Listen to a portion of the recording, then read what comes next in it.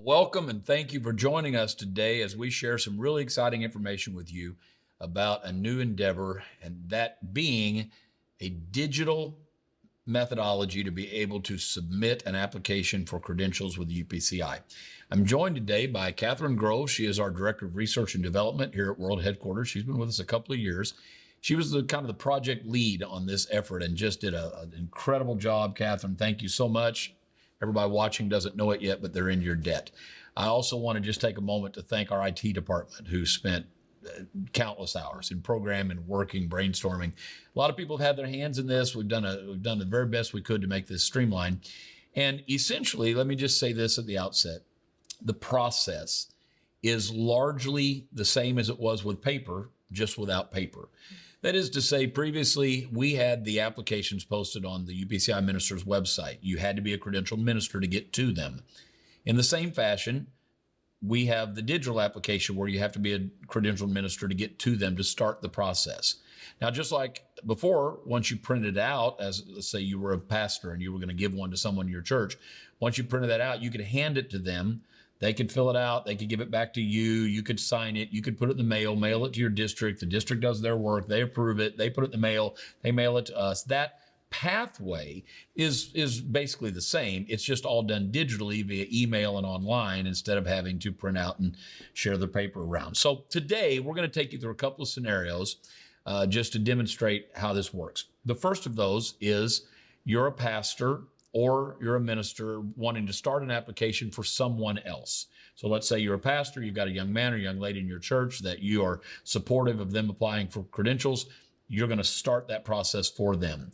Or you could be an ordained minister who there's a gentleman across town who's pastored a great solid apostolic church, but he's always been independent and now he wants to join the UPCI. You can start an application for him because no one can start it for themselves if they're not already credentialed. So we'll go through that scenario of starting one for someone else. The other scenario we'll show you, and it won't take as long, is how you start the process if it is for you. You have a local license. You're currently credentialed, so you can get to everything, but you want to upgrade to general, or general, you want to upgrade to ordination. How do you do that if you're starting it for yourself? So we're going to take you through a couple of scenarios here today and demonstrate with on our screens exactly where you'll go, what you'll do, and what it will look like. For our scenario here today, I'm going to pretend to be Catherine's pastor. We're going to pretend that I'm pastoring a church and Catherine goes to that church and she's been, in ministry development, and we're ready for her to take that step to be licensed. So all this process involves a website that I'm going to show you right here. It is wa.upci.org. Now that site may be, in fact, I'm logged in. I'm going to log out real quick. That site may be a little familiar to you, because that is the site that we used for the temporary fellowship cards. If you had to go print out a temporary fellowship card for the voting at General Conference last year, this is where you would have done that. So this site, WA, if it helps you remember, WA is for web apps. If that helps you remember, web apps, upci.org. So when you get there and you're not logged in, you'll see a couple of tabs up here for home and for NAM. Those are not important for this process. I'm going to click on log in. Well, now I have credentials. I could put that in there and just log into the site. But let's say that you say, well, I don't think I've ever been on this site before. I don't have credentials here. Or, yeah, I used it last year for General Conference, but I don't remember what my password is. Okay.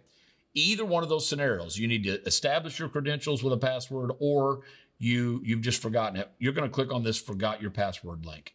I'm going to put my email address in there, and I'm going to click submit.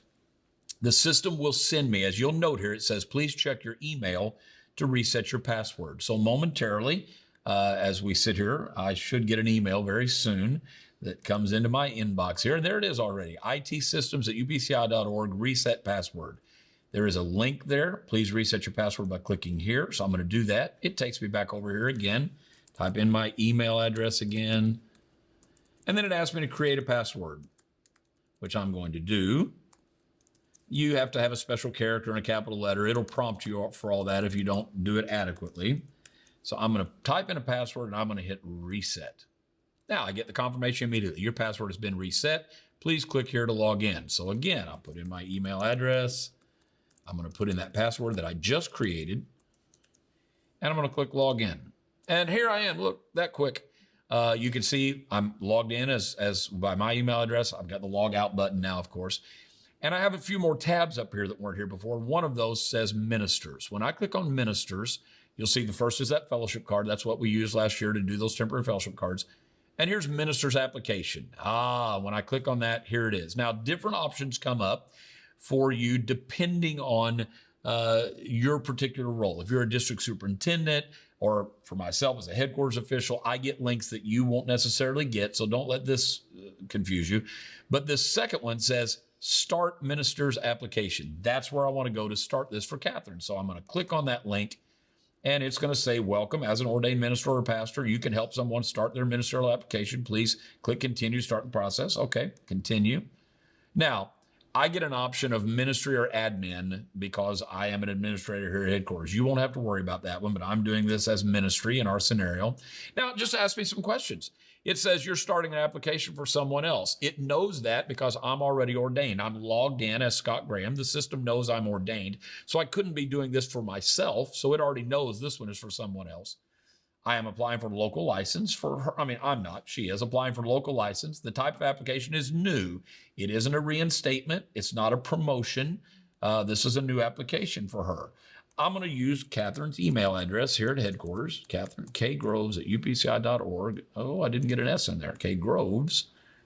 And then I'm going to confirm that address so we make sure she gets it, because just so you can see, I can't type it the same way twice. kgroves@upci.org. Now, applicant account number, if I know it. Well, I don't know her number. Just like most, as she's not even credentialed right now, she probably may not even have an account in our system. So I don't know that. I can leave that blank and leave it as 0. And I just click on create. I still have a typo. See, it tells me they didn't match. There we go. It tells me they didn't match, but so now I can verify. And it gives me one last time to verify everything. I'm doing this as a minister. It's for someone else, a local license, a new license. There's her email address. This is coming from me and my email. Yes, I'm good. So when I do that as pastor, now it's in her hands. She gets an email, and now it's up to her to fill out the application and to pay for it. So I'm gonna kind of turn this to Catherine now. You'll get to see her screen momentarily, and she'll take you through what she sees now as the applicant. Right, thank you. So just as you explained, once the pastor or the other ordained minister has started that application process for you, you're going to get an email. It should be coming from itsystems@upci.org. If you can see my inbox here. The subject line is begin your UPCI minister application for credentials. It has my email, and I can see I'm application number 352. I can email it's going to give the pastor or other ordained minister's contact information. If you have any immediate questions, they'll be your first point of contact. And then your application link, if you click that link there, it's going to take you to a page.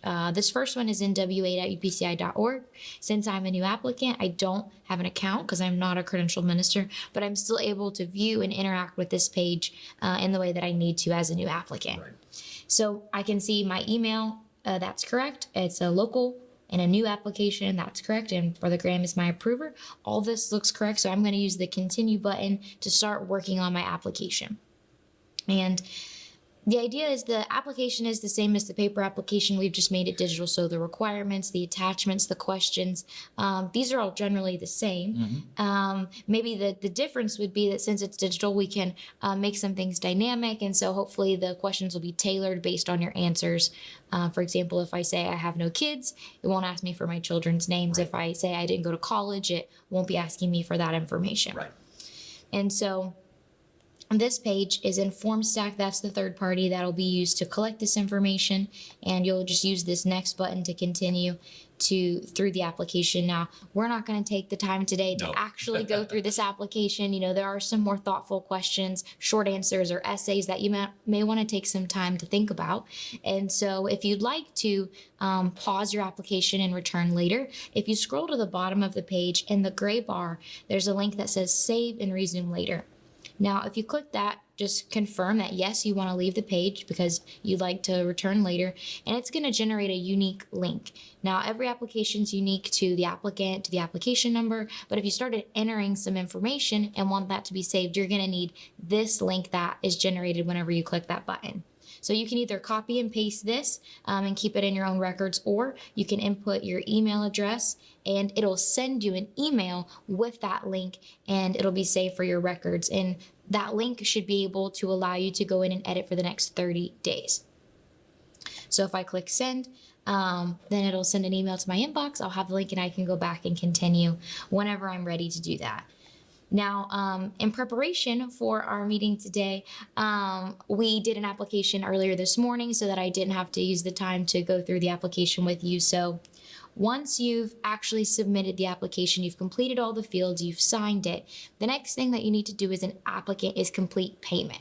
So you'll receive a second email. This one will be coming from Form Stack Documents, and the subject line says, your UPCI minister's application requires payment. And it'll include a PDF copy of the application that you've completed, but the important piece here is to use this link that says pay now to complete the payment for your application. Now, since I'm a new applicant, I'm also required to pay 1/4 of my annual dues with my application. In addition to that, every applicant is paying a $25 non-refundable application fee. And so it's showing me here in this page the amount that's due for my minister dues, the amount that's due for my application fee, and then the total amount. And now I'll take a moment to input my payment information so we can continue this process. While she's doing that, let me mention that one change that's different this time is it used to be when an applicant filled an application, they'd write a check to the UPCI and they would attach that check with their application. That check would tag along with that application to the district, and then the district, when they sent it to us, would send that check to us. So that check might sit there for 3 or 4 months before it actually was cashed or deposited, depending on when the district board met. The benefit of that, I suppose, was if for some reason that application was not accepted, well, then the check could just be destroyed. But as it is, we're requiring payment at the time of submitting it. Now, if for some reason that application is not approved, if the district board kicks it back, or headquarters here, we can't accept it for some reason, that first quarter dues will be refunded. Now, again, the application fee is non-refundable. That's always been true. So, you won't get the $25 back, but we will refund back to the card that was used the first quarter dues if for some reason the application is not approved. I might also mention the payment information, as far as like the address, the name, does not have to match the applicant. So if, say, your church was going to pay your fee or your application fee or whatever, or a friend, a loved one's going to take care of that and gift you that, you can use their card to make the payment. They can do it from the link you got. It doesn't have to match, is the point. So if for some reason you're not the one making payment for this, that can be accommodated. So are we paid? Yes, it looks like it. So whenever you've completed that screen, you will get a confirmation. It says, thank you, your payment has been processed. And then you should be getting an email confirmation with your payment receipt. So now as an applicant, I've completed the application, I've completed payment. And so now I'm waiting for my pastor to review my application. So I get an email as her pastor telling me that is completed and ready for me to review. I can use the link in that email to click on to go review it, or I can just come back to this website on my own at any time. If I want to see, hey, has she gotten this done?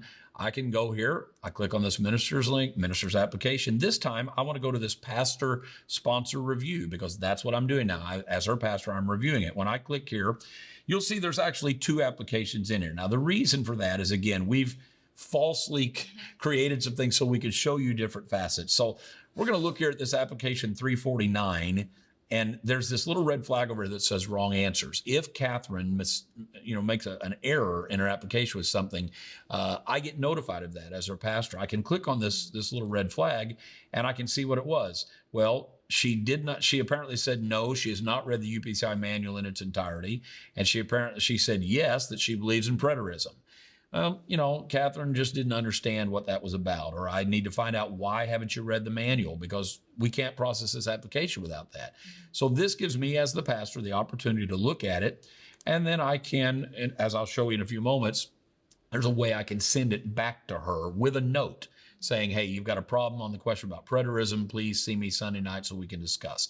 But that's it. Well, the good news is up here on 348, which, again, if you're sharp, I think it was 352 a minute ago. This is one we've pre-filled out. We had to do this in multiple steps for this demo purposes. But 348 here, this one, it shows she's paid, it's localized, and no wrong answers because she's so brilliant, she got them all right. Well, I now have a couple of choices here. You'll see the little key up here. The triangle means review. This little page means approve, deny. So I can come down into this application and I can review it. In fact, if I hover over that little triangle, you'll see it says review application. If I click on that, it gives me the data about it. And it says that if I want to open a PDF link, it gives me a password to use for that. So I'm going to click here to download the application PDF. As soon as it comes up, it's going to ask me for the password. I'm going to put in that password it just gave me. And that password is not unique. That's one system-wide just to provide a low level of security for this. So that password will be consistent.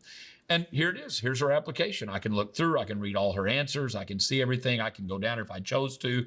I could click on these links to see her photo she uploaded. I can see her educational transcript. I can see everything that's there. It's about to be submitted. I can even go down there if I want to and click and see her signature to see that she signed it. So anyway, I can view that whole thing. Okay, I'm going to close that. I can also here from this place, I can look at that's another place on applicant files where I can see all those files she uploaded. Other files, if she had regrettably had a divorce in her background, she had to upload divorce files, I can click on that other files and see the list of those things she uploaded. Anyway, but when I'm done with all that, I can go back to review. Now I'm going to, instead of using this little review application button, I'm going to go on this one that says approve deny application. When I click on that, well, here I get three choices. I can approve it. If I do that, it goes to the district. I can deny it. Hate to even say this about Catherine, but let's say that since I gave her this link and we started this process, what if she's stopped coming to church? She stopped paying tithes. She stopped, what if she caused a problem?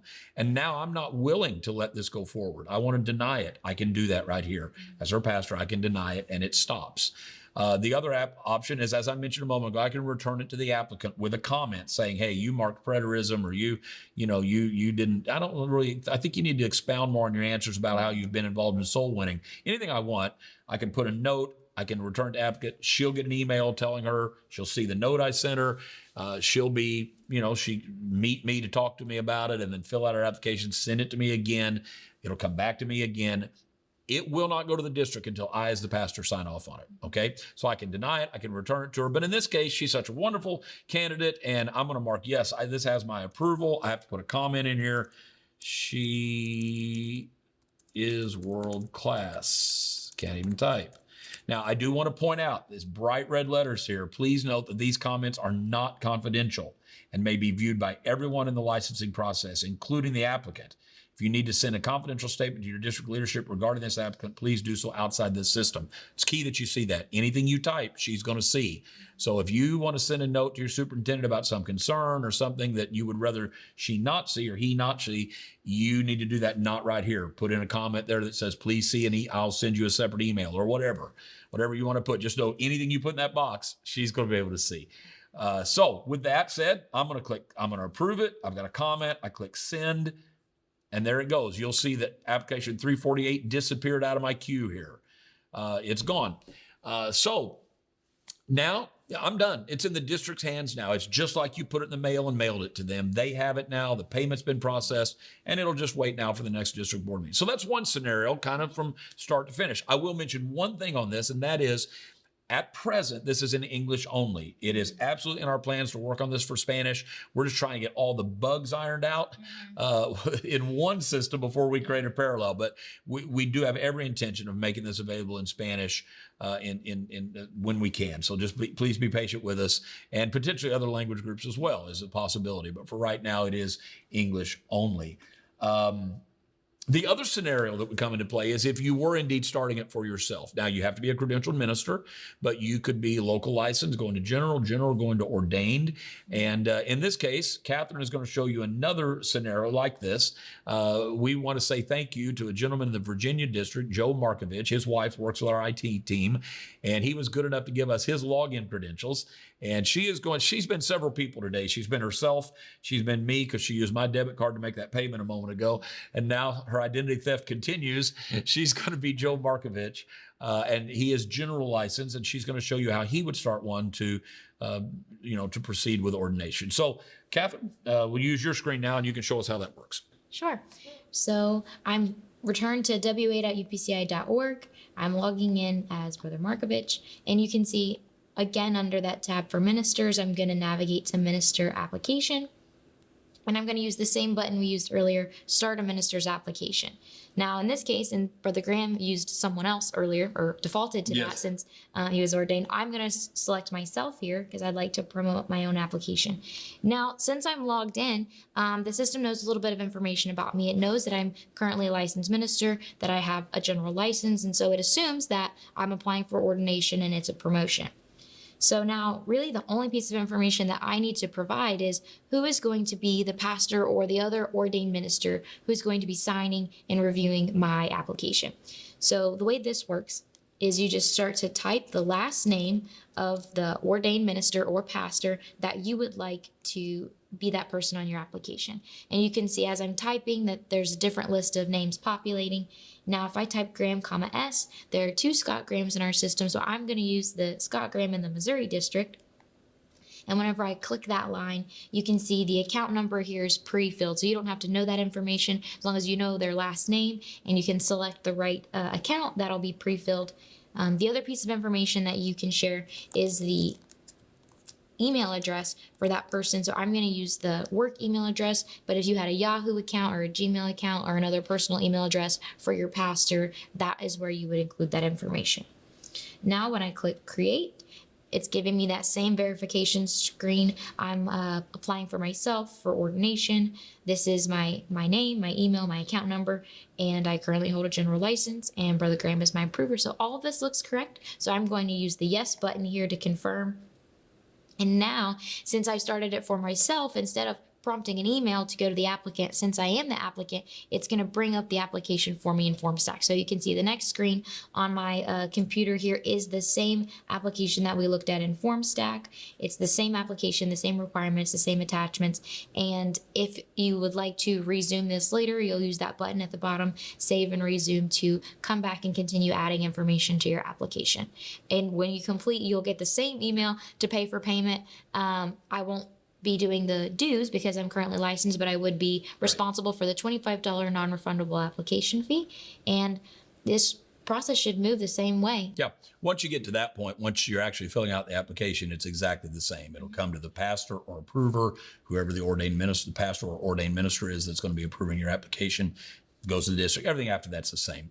So those are the 2 scenarios. You're starting one for someone else. You're starting one for yourself. We know there's going to be some questions. This is a new effort.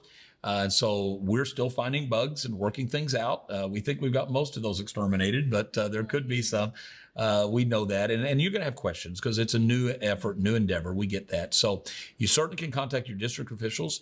You can reach out to us here at headquarters. The easiest way to ask questions about this system particularly is by sending an email to CAMA@upci.org. That's CAMA is how we've been referring to it in-house. That stands for Church Administration Ministerial Applications, CAMA@upci.org. That will get distributed to several of us here who are working on this, and will be able to address your questions, your concerns, the best we can. So we're very excited about this. Thank you for spending this time with us. I hope it will be a resource for you to kind of help you along the way. In getting those in your church or friends of yours started down the process for licensure, or for you yourself as you're upgrading your credentials. We're excited for that and for this opportunity. Thank you so much for spending this time. We pray God's very richest blessings on you as we work together for this great cause of the kingdom here on earth. God bless you.